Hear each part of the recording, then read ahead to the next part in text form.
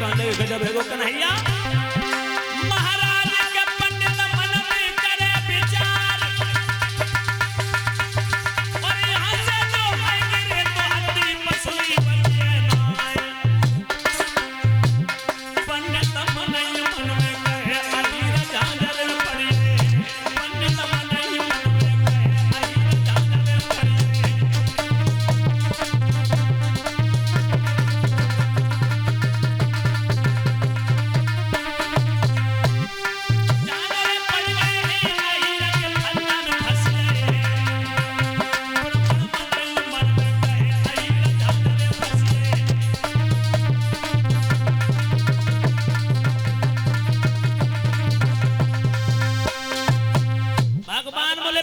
पंडित जी बोले कन्हैया। पंडित जी ने जबरदस्त पकड़ बनाई, फिर वो दांती बजन लगी सर्दी के मारे, हवा के समान जैसे पवन की गति माता होती है, उसी गति की रफ्तार से रथ दौड़ाया कृष्ण ने, और देर नहीं लगी माताओं। कुंदनपुर में कुदरकोट के अलोपा देवी के मंदिर के किनारे पुरा नदी थी, आज भी वो नदी है। उसी नदी के नीचे कृष्ण ने रथ को खड़ा कर दिया। माताओं पूरब पश्चिम और दक्षिण 3 दिशाओं में फौज। अलोपा देवी के मंदिर में जो भगवान माता बनो रथ के किनारे मंदिर था, रथ से नीचे उतर के भगवान ने घंटा बजायो, हाय अलोपा देवी तो वहां से रमी अलोप हो गई, तभी से नाम पड़ा अलोपा। अलोपा देवी रुकुम ने तपस्या की थी, यज्ञ रचाया था। अलोपा देवी प्रकट होकर के माता जगदम्बा ने रुकुम को ये वरदान दिया था कि उत्तर की दिशा से तुम्हारे ऊपर कोई चढ़ाई नहीं कर पाएगा, कोई हमला नहीं कर पाएगा। जब भगवान माता आए तो अलोपा देवी माँ जगदम्बा वहां से अलोप हो गई, अलोप, तभी से नाम पड़ा अलोपा मैया। बहनाओ पंडित जी से कहा जल्दी जाओ, पंडित जी रुक्मिणी को भेज दो, क्योंकि यहाँ युद्ध करेंगे तो खून खराबा होगा, क्योंकि तमाम सेना लगी, हम अकेले। सोई पंडित जी माता बहनों चुपचाप चले। रुक्मिणी बैठी बैठी रोए रही कोने में, जाने पंडित जी पहुंचे होंगे कि ना है, बूढ़े हाथे को औरत मरिए हो। सोई पंडित जी दरवाजा खटखटाओ, रुक्मिणी पंडित जी आएंगे, हाँ दरवाजा खोल।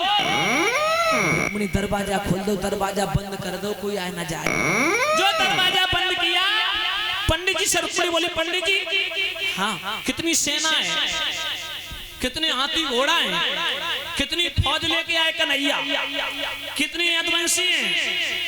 पंडित जी कहने लगे चुप रहे, 4 घोड़ा 4 पूंछ,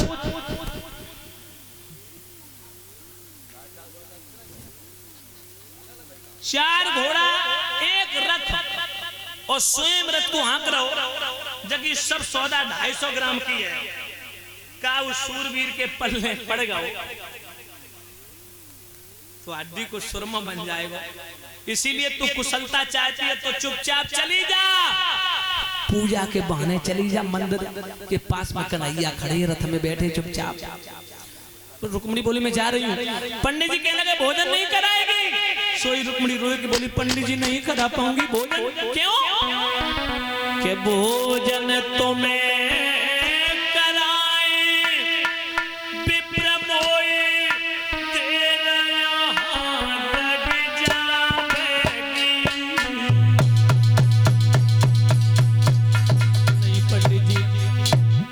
करना पंडित जी, मैं तुम्हें भोजन नहीं करा सकती, मैं तुम्हें भोजन कराऊंगी, विलंब होगा।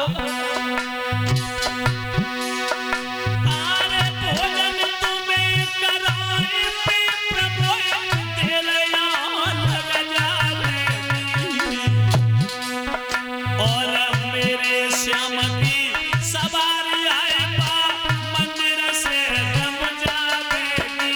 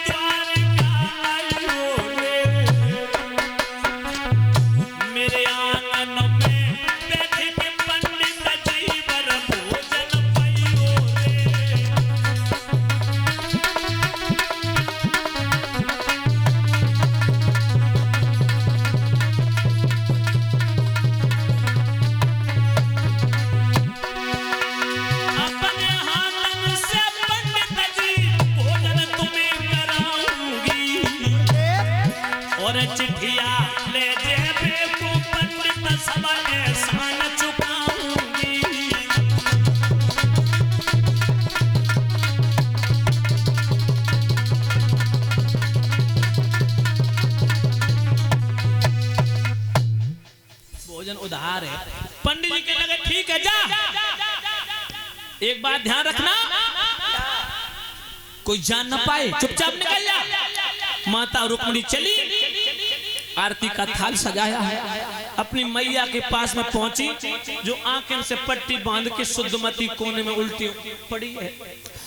रुक्मिणी पहुंची, कहने लगी माँ रुक्मिणी यहाँ से जा, तू आ गई, मैं ये अत्याचार अधर्म अन्याय नहीं देख पाऊंगी।